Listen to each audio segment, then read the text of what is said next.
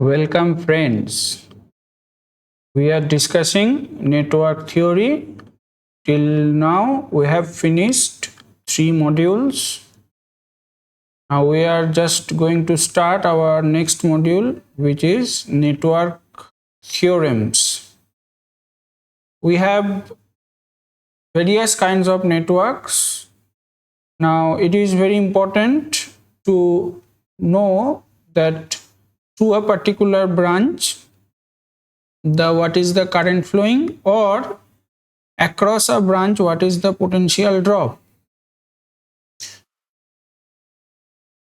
So to find out the current flowing through a branch or potential drop across a branch, we have different techniques to evaluate those parameters. They are quite useful for a complex system or complex network. For a relatively simpler network, we can easily solve just by using pen and paper.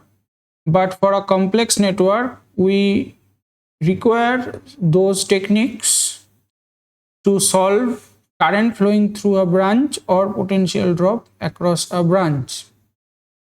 So next 2 modules, we shall discuss mainly discuss about the network solving techniques, different techniques by which we can solve different networks. That means we calculate the current flowing through a branch or potential drop across any branch of a network. So we have listed several methods. First, we have potential divider.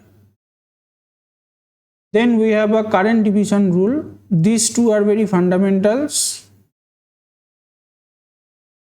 Then we have a very useful relation which is called delta y and y delta transformation. That will be very handy, this relation. Then following to these three are quite fundamental relations. Now following to these three, we have successively, we shall discuss nodal analysis, that is Kirchhoff's current law. Then we have mesh analysis, that is done by Kirchhoff's voltage law or KVL. Then we have another useful technique which is called source transformation technique. And following to them, we have 4 theorems, which is superposition theorem, Thevenin's theorem, maximum power transfer theorem, and finally we have Norton's theorem. So we shall discuss these techniques in details with numerical examples. So let us first start with the potential divider. Now let us consider this network. We have 2 resistances R1 and we have another resistances R2. They are connected in series. Now suppose this current I is flowing. So what will be the current I? I should be nothing but it is voltage E divided by R1 plus R2, which is represented by equation 1.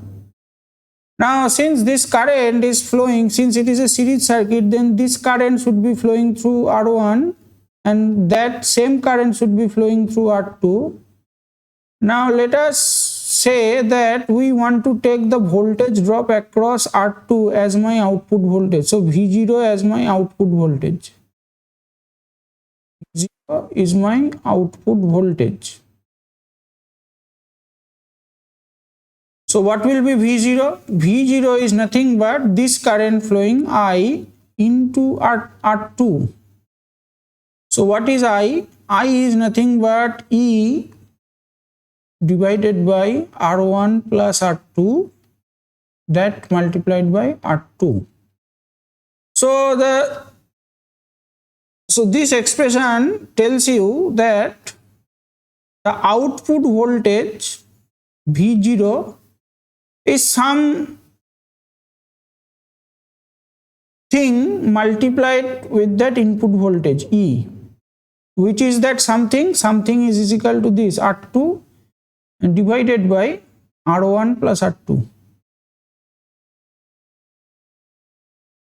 So naturally this is less than 1, R2 divided by R1 plus R2. So what does this, what is actually happening here is that we can represent our output voltage as some scaling factor of the input voltage. So it is actually dividing the potential in an appropriate ratio. That is why it is this circuit is called, or this mechanism is called potential divider. If we have E as input, if we have output as V0, then V0 should be some factor multiplied with E. So it is actually this factor. What it does actually, it is scaling the input voltage to appropriate level. That is why it is called potential divider circuit. Now, in the last module, we have seen a circuit of wattmeter where we have seen an auto transformer. So we have a single phase AC supply. We have single phase 240 volt AC supply, from where we have connected a variac like this, and we will tap something out of it. Then rest of the things follows, that ammeter, then we have a wattmeter, and rest of the things follow. Now what it does actually here is that it is actually doing exactly the same thing which is shown in figure 1. You see, this entire voltage is 240 volt, is entire voltage at the output of the variac is 240 volt. Now it is tapping some fraction or some part of it. It is tapping some fraction of it. So output voltage, it is actually it is some fraction of 240 volt, maybe 140 or 150 volt, maybe as per our requirement. So actually this is called an auto transformer, which is doing the potential, it is dividing the input voltage or potential to the need of the circuit. If we require 150 volt, we can get 150 volt as output. If we get 200 volt, we can get it. So we can get as per our requirement. So if we do not have this auto transformer or variac, then full single phase 240 volt will be impressed on the secondary side or the circuitry, which may be not useful that much. So auto transformer is just providing a variable output voltage as per our requirement. So this is called potential divider circuit. Next we have current division rule. I have already discussed this thing. Let us discuss in detail. Let us, we have two resistances R1 and we have R2 connected in parallel, and let us say the input current is I. So after reaching at this node, let us say this node is X. So at this node, one current is I1 and another current is I2. So naturally the total input current I is dividing its two parts. One current is I1 and another part is I2. So what will be the I1? So as a result, since this total current is split into two parts, then I1 must be some fraction of total current I, and similarly I2 is the same result, some fraction of the total current I. So what is that? What is this factor? So we have this relation since it is a parallel circuit, R1 and R2 are connected in parallel, then potential drop across R1 and potential drop across R2 will be same because they are in parallel. So potential drop across R1 is I1 R1 because I1 current is flowing through R1, and potential drop across R2 is I2 R2 because I2 current is flowing through R2, so potential drop is I2 R2. So they are equal. So from equation 4 we are getting I1 is equal to this result and I2 is equal to this result. So how? Let us solve one thing, that I1 divided by I2, straightforward derivation, that is equal to R2 by R1. From there, if you add 1, then in the numerator we have I1 plus I2, in the denominator I2. So in the right hand side we have R1 plus R2 in the numerator, and denominator we have R1. So with that we have I2 is equal to, so what is I2? I2 is equal to I1 plus I2. I1 plus I2 is total current I. So this R1 into I divided by R1 plus R2. So in this way we can derive I2 as well as I1 as well. So I2 is equal to, you see, the total current multiplied with R1 divided by R1 plus R2. So how to remember this result? Because you see, whatever current we are calculating, it must be some fraction of the total current, that is okay. But what is that fraction? The fraction, you see in the denominator, it is common, R1 plus R2, that is summation of resistance R1 plus R2. But in the numerator we have other resistances. That means we are calculating the current I2, so we must represent the resistance of other branch, that is R1. So if we want to calculate I1, then I1 must be equal to total current into resistance of the other branch R2 divided by R1 plus R2. And similarly, current I2, it will be total current I, it must be multiplied with resistance of the other branch, that is now in this case it is R1 divided by summation of total resistance. So it is called current division rule. In this way, if we have two parallel paths, by using this formula, these two formula, we can evaluate the current flowing through each branch, provided that we must know the current in total, that means total current flowing through the circuit. Now what is the application? Let us say we have a resistance R and we are short circuiting directly. We are shorting it like this.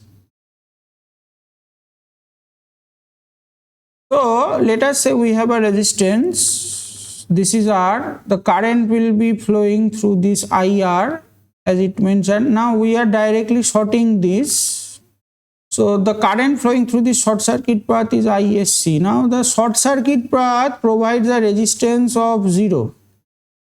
It's a 0 ohm resistance because it is short circuit path. So by applying this formula, that current division rule, if the total current is I, so this I, after reaching at the short circuit point, it is getting two paths, one along R which is IR, one along R which is IR, and another along short circuit path which is ISC.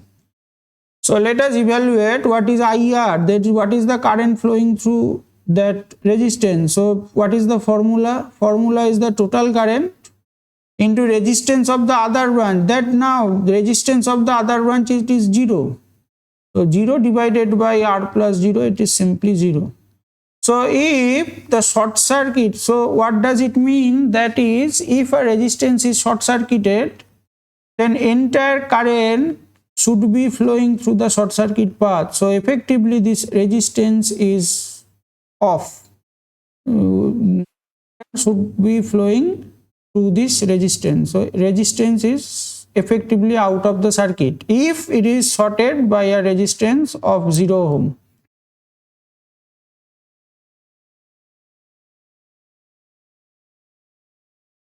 As it is explained or as it is mentioned here. Because short circuit, this is only possible because short circuit path provides R is equal to 0. So entire current will be flowing through the short circuit path. Now we shall move to our next topic or next technique, which is delta Y and Y delta transformation. We have our third technique, that is delta Y to Y delta transformation. Now in case, now these two terms, delta and Y connection, we have come across in three-phase circuit, three-phase AC circuit. Now when three resistances or any three elements are connected in this fashion like Y, so this R1, this R2 and R3, it is connected like a Y or T-like fashion. So there is a common point which is called end point or neutral point. So then it is called a Y network or star network. Y network or star network, whatever. On the other hand, if the same three resistances or maybe some different value or three different resistances are connected in this fashion, like a delta or like a pi shape, it is called delta network or pi network. Delta network or pi network. So standard, by providing or by obeying the standard protocol, normally we use R1, R2, R3 in case of Y network, and we use R12, R13, R23 in case of a delta network, because R12 is connected between 1 and node 2. R13 is connected between node 1 and node 3, and same for R23. So that is why delta networks resistances or inductance or whatever are represented by this fashion 1 2 1 3 2 3. And similarly for Y network, the symbols, since it is a connected between 1 and neutral, so it is only represented by R1, R2 and R3. So now what will be the governing relation? How to transfer or how to convert from a Y network to a equivalent delta network or vice versa. Let us write one by one. So if you have R12, R23 and R13 are known, these three are known to you. So then if you convert, that means delta networks is known, these values are known to you. Now if you convert it to a equivalent star network, then R1 and R2 and R3 are unknown. So R1 should be is equal to R12 into R13 divided by summation of all resistances R12 plus R23 plus R13. So I request everybody to carefully look into this numerator. We have product of two resistances R12 and R13. Here one is common. Here 1 is common, so that one we are evaluating. So this is something like a trick to remember the formula. So similarly, what will be R2?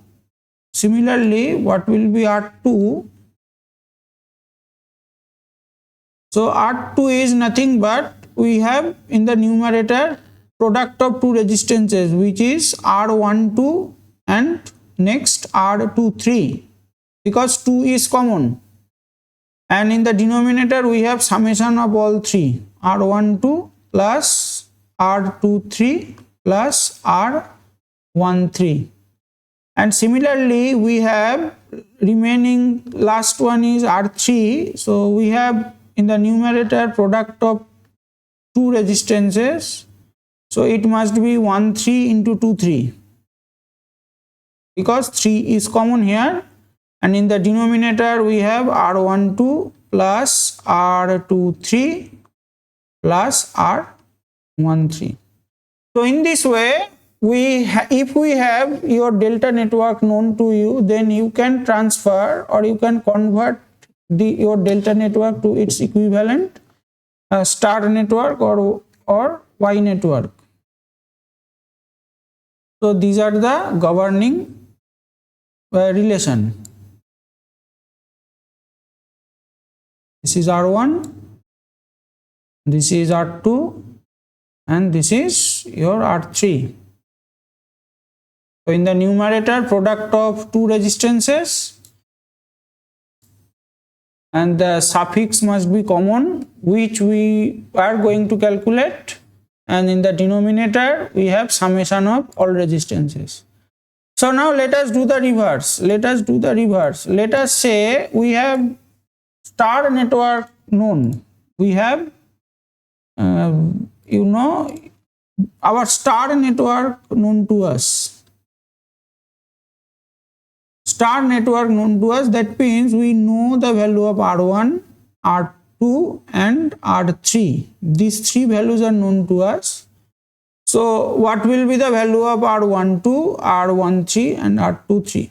So let us evaluate that. So first relation we have, then we have R12 as our first resistance. So it is straightforward. It is R1 plus R2, the summation of two resistances which is appearing in this unknown resistance, plus then product of the same two, R1 into R2 divided by R3, the remaining one. It is a very straightforward relation. Repeating, you are evaluating 1 2, so this is unknown to you in case of a delta network.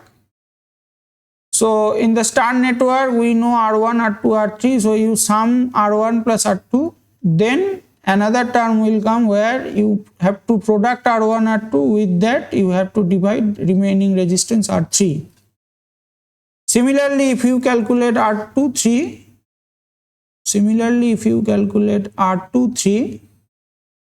then it should be R2 plus R3, then another term will come in the numerator. We have R2 into R3 divided by third resistance, that is remaining resistance, which is R1, and lastly we have remaining R13. Then since it is 1 3, so we have to add R1 plus R3. Then we have a third term in the numerator. We need to multiply R1 into R3 and divided by the remaining resistance, which is R2. So this is how you should convert star network to delta network and vice versa. So here it is your R1,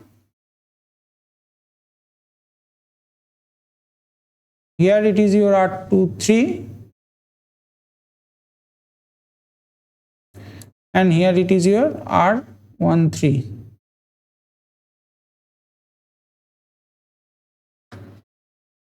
So in this way we can solve equivalent star to delta and delta to star. So let us solve one problem on this. So let us consider this problem.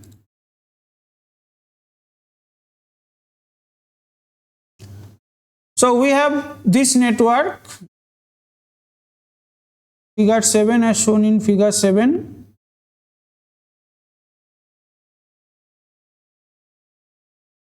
We have 5 resistances. One first is 2 ohm, then 5 ohm, then 2 ohm, then again we have 1 ohm, 2 ohm. In this way we have different resistances.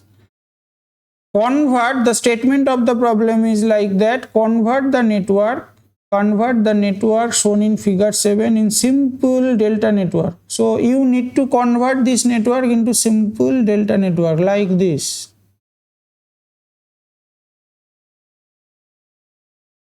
We need to convert this simple delta network like this. We have this node is 1, this node is 2, and this node is 3.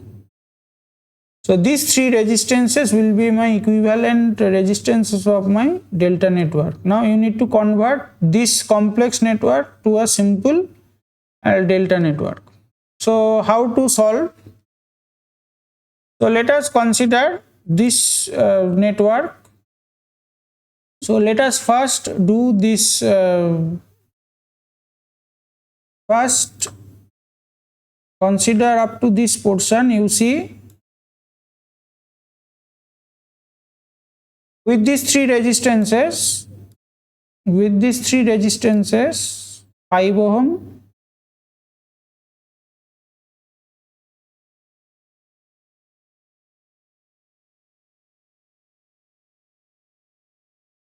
and 1 ohm, we have assumed 2 nodes here, x and y. This is x and this is y. You see, with these 3 resistances, 5 ohm, 1 ohm and 2 ohm, it is actually representing a delta network. It is actually representing a delta network. Only this.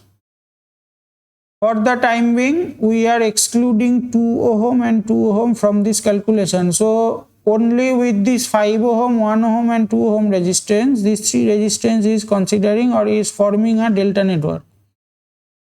So if we can convert this delta network into equivalent T network, then this will be forming like this. This equivalent delta network will be forming a equivalent T network. It's something like this.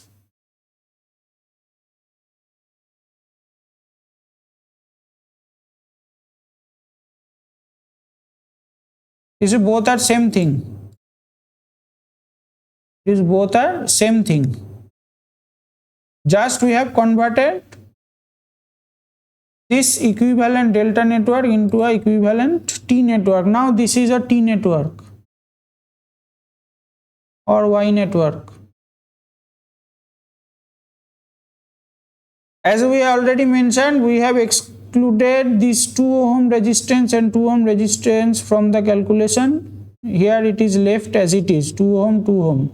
Just we have calculated or just we have converted this delta network to its equivalent T network. So as a T network, as it stands, when one neutral point comes, so what will be Rxn? What will be Rxn? What is the formula? Formula is, you need to product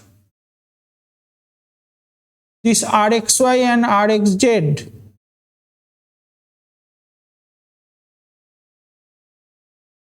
Sorry, not xz, x3, because you see this node x, this x3, Rx3 and Rxy, these two are common.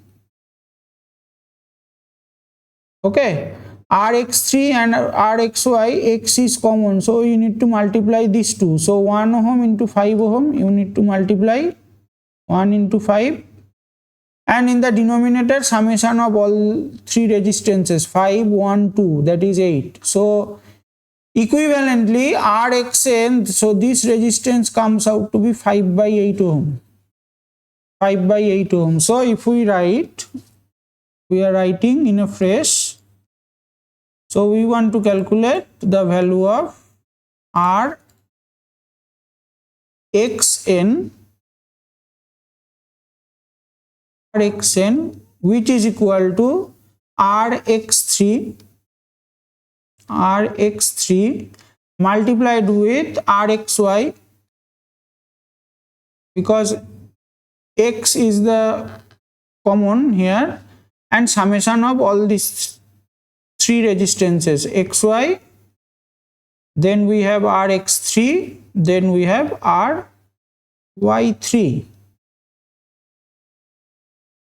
So if you calculate, Rx3 is 1 ohm, Rxy is 5 ohm, and summation of all these three, so 1 plus 5, Rxy is 5 ohm,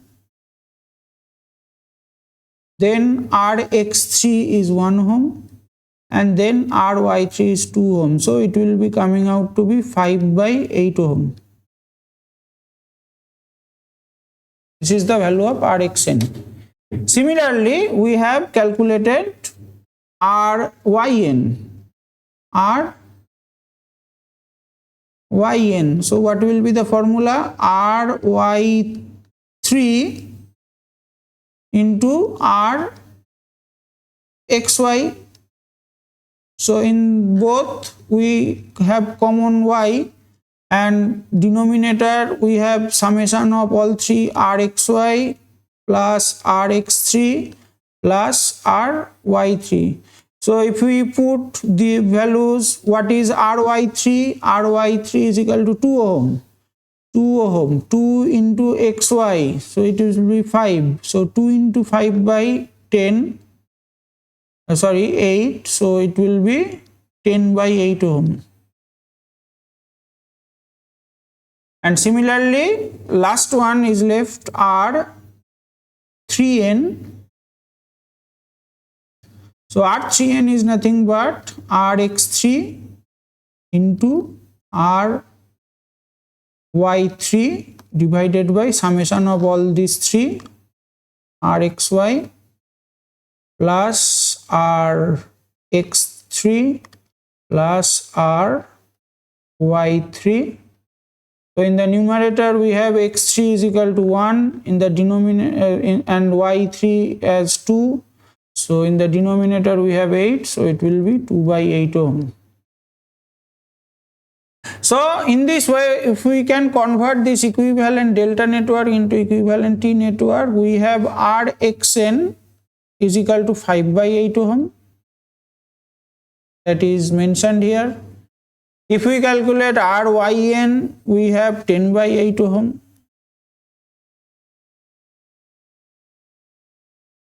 And finally, we have calculated R3n. So this is R3n, we have calculated, it is as 2/8 ohm. So we have, by this delta to star configuration or conversion technique, we have somehow managed to convert this equivalent delta network to a equivalent T network, excluding these 2 ohm resistance from the calculation. Now, if it is clear, then another interesting thing, now what advantage we are getting by this conversion here is that now you see this 2 ohm and this 5/8 ohm resistance. This 2 ohm and this 5/8 ohm resistance are connected in series, just shaded by this green. This 2 ohm, that is the advantage we are getting by this conversion. This 2 ohm and 5/8 ohm resistance connected in series, and similarly this 10/8 ohm and 2 ohm are connected in series. So if you further simplify, then you will get this thing from here to here, from here to here. So this 21/8 is nothing but the series of 2 plus 5/8. So 21/8 is nothing but, it is series connection between 2 ohm and 5/8 ohm. So it will be 21/8 ohm. and 2 ohm and 2 ohm and 10 by 8 ohm, it is nothing but 26 by 8 ohm. So simple. So it is nothing but now, so this 21 by 8 ohm is nothing but series combination of 2 ohm and 5 by 8 ohm, and this 26 by 8 ohm is the series equivalent resistance between or of the circuit comprises of 2 ohm and 10 by 8 ohm are in series. So now what we have ended here is that we have evaluated, or we have started from this network, complex network. Now from a delta to T network conversion, we have get an advantage, and somehow we can bring the network to, it's a simple T network. It's a simple T network. Again, from the T network, if we can again convert it to the equivalent pi network or delta network, we can get these values: 40 ohm, 80 by 27 ohm and 80 by 21 ohm. How? Let us solve. So what will be R12? So let us first evaluate this R12. Let us say this is R12. So we have evaluated R12 as, so we know the formula. First we need to sum R1 plus R2, then we have another term R1 into R2 by R3. So what is R1? R1 is nothing but 21 by 8 ohm. What is R2? R2 is nothing but 26 by 8 ohm. And then we have 21 by 8 into 26 by 8 divided by R3. So what is the remaining resistance? It is 2 by 8 ohm. So if you solve this, you will get as 40 ohm.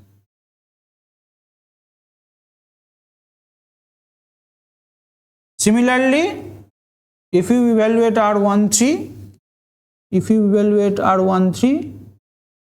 it should be is equal to R1 plus R3 summation of two resistances. Then we have another term where you need to multiply R1 and R3 at numerator divided by the remaining term, which is R2, remaining resistance. So what is R1 here? R1 we have evaluated 21 by 8. Then what is R3? R3 is nothing but 2 by 8. In the numerator, 21 by 8 into 2 by 8 divided by R2. What is R2? R2 is 26 by 8. So if you solve this, you will get a result R13 as 80 by 27 ohm. 80 by 27 ohm. And similarly, lastly, we have R23 remaining. So same result, R23 is equal to R2 plus R3. Then we have R2 into R3 divided by R1. So now if you substitute, R2 is equal to 26 by 8 plus R3 is equal to 2 by 8. So in the numerator you need to multiply 26 by 8 into 2 by 8 divided by R1, which is 21 by 8. So if you solve this, you should get a value of 80 by 21 ohm. So in this way we can bring this calculation. So R13 is 40 ohm, R23 is 80 by 21 ohm, and R13 is 80 by 27 ohm. So by this useful star delta and delta star conversion, we can bring this delta network, or rather this complex network, into this simple form, simple delta network, or even T network, whatever we require as per the requirement of our problem. In this way we can solve many problems.